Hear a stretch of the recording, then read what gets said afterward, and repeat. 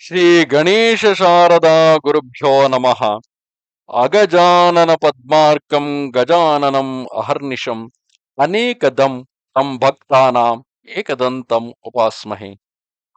Welcome to all for this session on Ganesha Purana to chapter 28.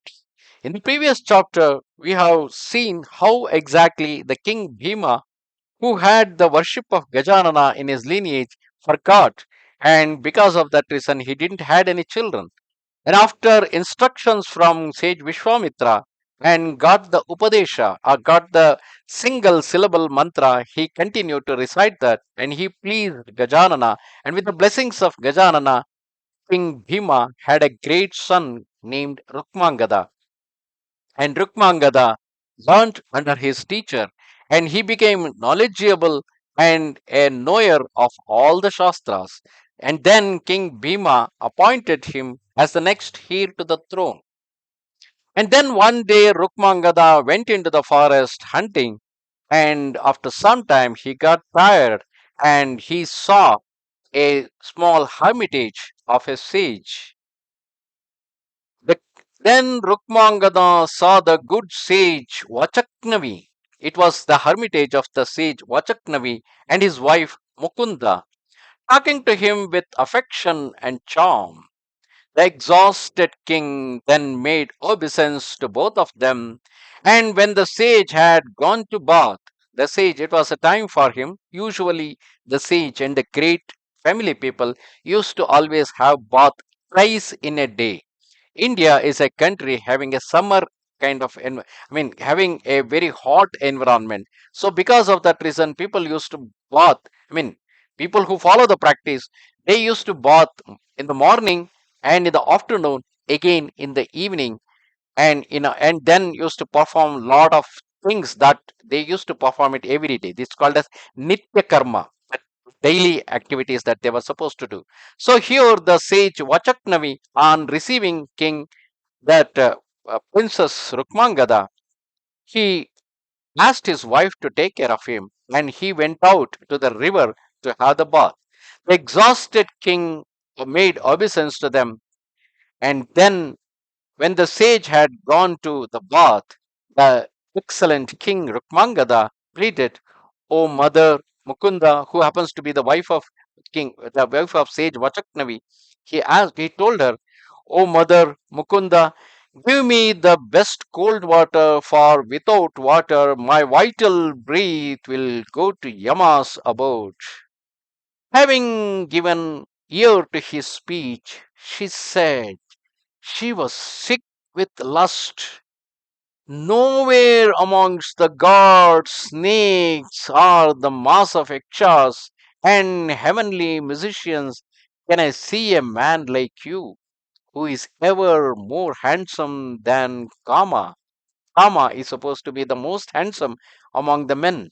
But here now, Sage Vachaknavi's wife, though she is married, Mukunda, she had a lust towards the princess or the king Rukmangada. She is saying, "You are so beautiful, so pleasing in all his limbs. I am completely set on you, O desirable man. So give me your heart and a drink of nectar of your lips." So she wanted to kiss him and drink all the nectar in his lips.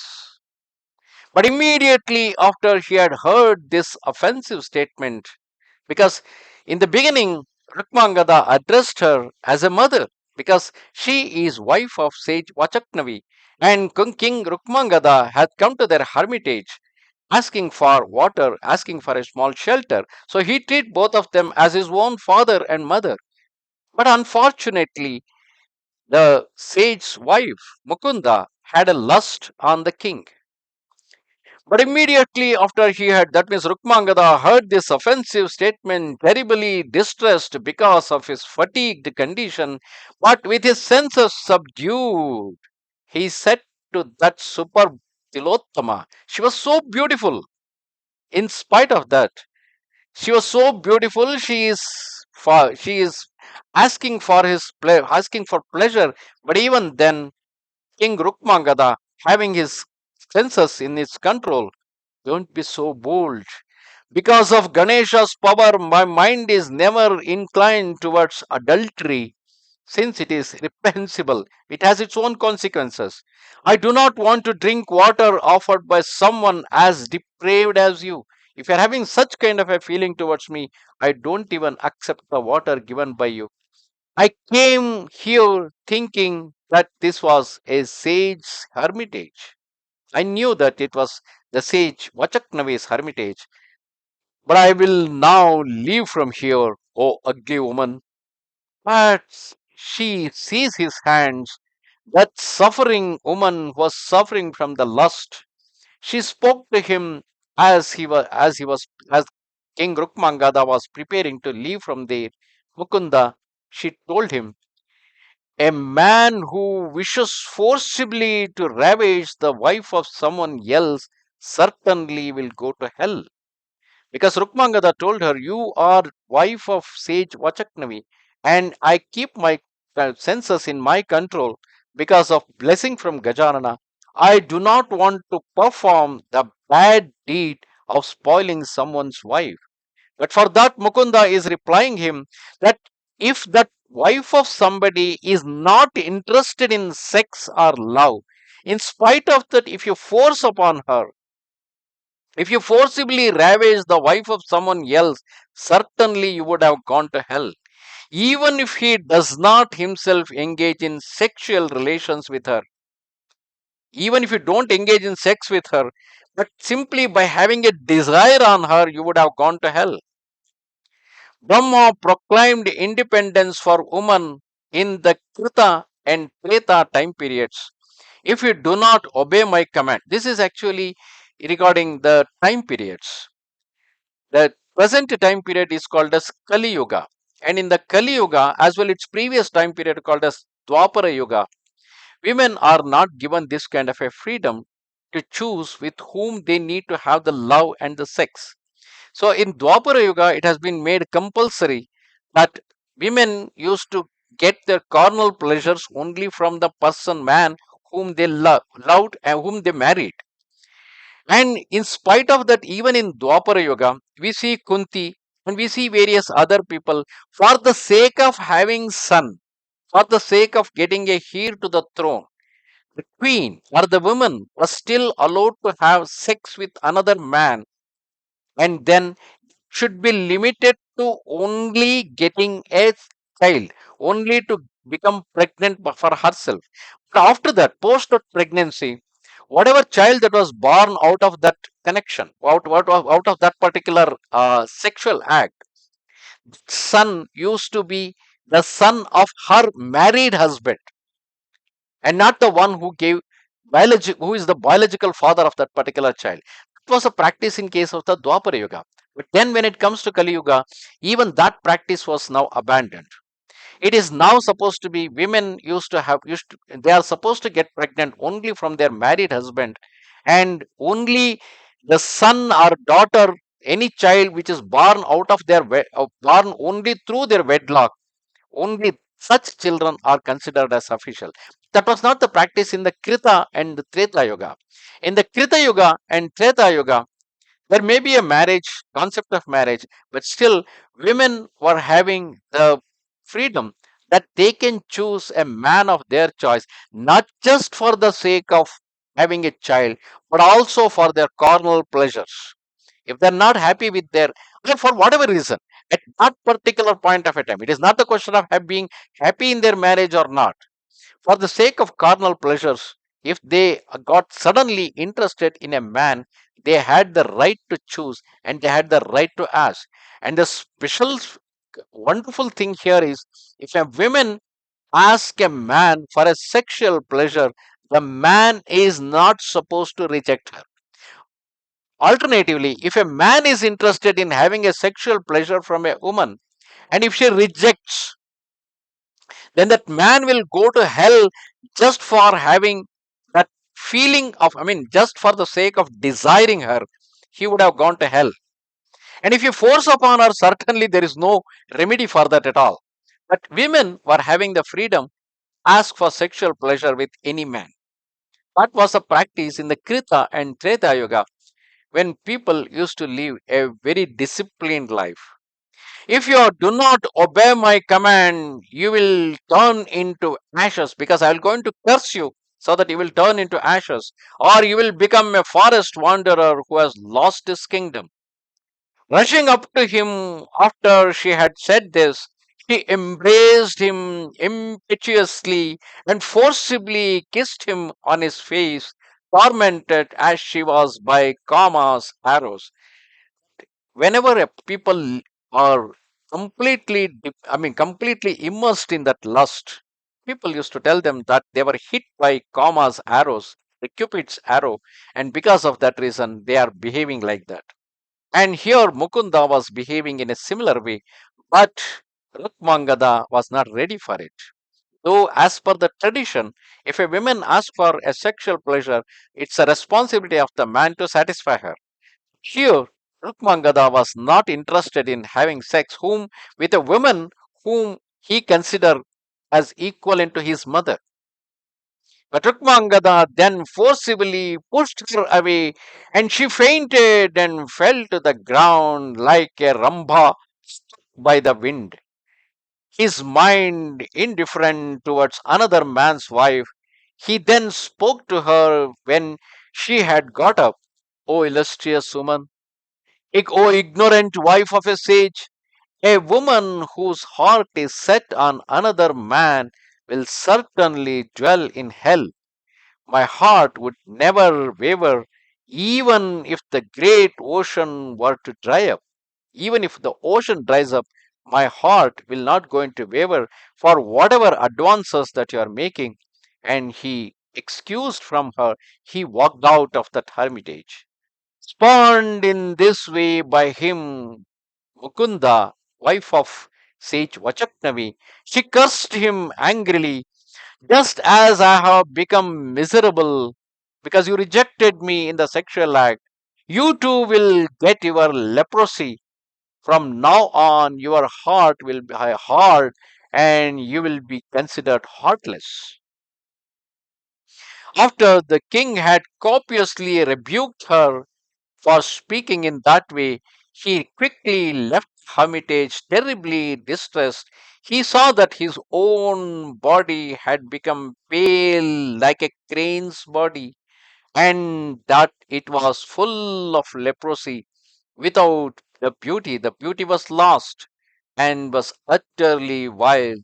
At that moment, while he was immersed in a sea of anxiety, he said this to Gajanana: have I ever offended you? What you have done to me? What I did was something what as a man that I need to take care of. I should not be disgracing wife of somebody else. And that too, wife of sage Vachaknavi, whom he considered as equivalent to his father and guru. A Guru Patni is not supposed to be spoiled. Though he was not a disciple of sage Vachaknavi, still at that moment he considered sage Vachaknavi as equivalent to his father, as equivalent to his Guru. And what he himself, as he thinking, he has done the right thing. But then that was the power of the woman who never used to. Because in the Krita Yuga and Treta Yuga, unlike in now in Kali Yuga, such women were not simply falling for any man they look at. They were falling only on a particular instance for a particular man because the life was so disciplined then. And that is the reason why women were having the freedom in those years because they were never used to involve in such kind of an act very frequently, and they used to involve in that act only under extreme circumstances.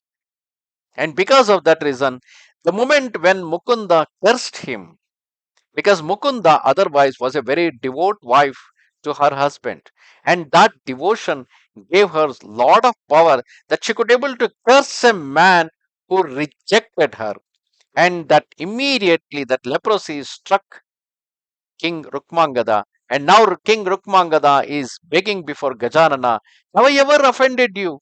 Why have I become like this now? How did I have this encounter with this depraved wife of a sage? Why I got into all these things? Because it's a belief. It's a it's scientifically too, if you look at it, how exactly sometimes we get into a miserable situation without any plan. We just simply dip ourselves into that miserable situation. And in all such cases, people simply say, it's some divine act and it is done for your own better thing. What good thing, what better thing will going to happen with Rukmangada, we will see in the future chapters. For something, for some good reasons only, he has now fallen into such miserable situation. But now he is saying, what offended? Did I do any offend for you? Why I'm dropped into this particular situation? Assuredly, Ganesha, Lord of perfections, you have caused this evil person to prosper dramatically, this evil lady to prosper dramatically, yet you undertake incarnations for the protection of the good. Dharma samsthapanarthaya sambhavami yuge yuge. It's a thing that was promised by Krishna in Bhagavad Gita. It says that whenever the dharma goes down, for the sake of saving the good people, paritranaya sadhunam vinashaya cha dushkritam, in order to safeguard the good people and kill those who are doing the bad deed, dharma samsthapanarthaya sambhama, I will come again and again into this world. You promise this. As Krishna, you promise this.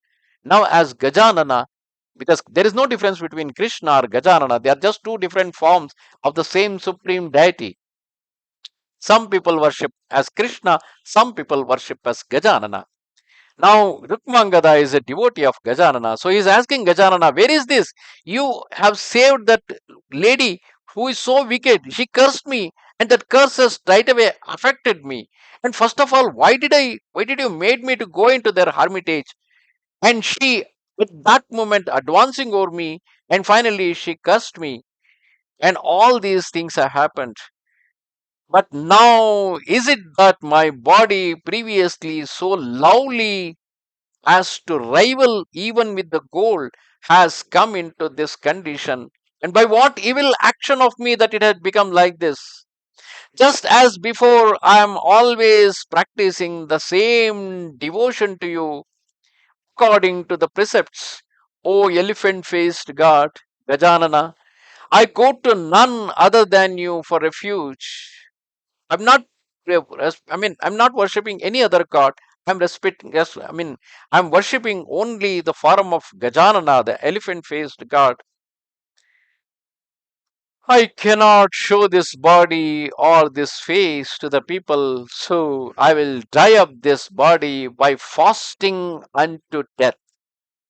I'll go on fasting unto death, taking not a single drop of water, not a single piece of food.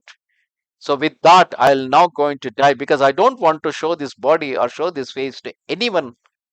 After he had made this decision, he sat near a banyan tree, which is considered as very sacred. Now, in the meantime, his servants rushed hither, thither, but they could not see the king. And when night came, each one returned to his own home, and the condition of the king and his servants was like that of two Chakravaka birds. Chakravaka birds are known for love. A male Chakravaka and a female Chakravaka, they never get apart from each other. They always they keep longing for each other. So in a similar way, here the servants are longing for their master, King Rukmangada. And even King Rukmangada is missing all his servants, but he do not want to show his face to any of his servants because he has fallen into such a misery. He don't know. He had never made a mistake. He was always performing the same worship to Lord Gajanana. But then, for some unknown reason, on that day, he went into the hermitage of sage Vachaknavi, and his Vachaknavi's wife Mukunda got attracted towards him. And Rukmangada was not ready to accept her advances, and he rejected her. And she got very much depressed, and she cursed him to get leprosy. And now the king is sitting under a banyan tree, worrying about his own fate. Namaste Sharada Devi, Kashmira Puravasini, త్వామహం ప్రార్థయే నిత్యం విద్యాదానంచ దేహి మే. Good bye.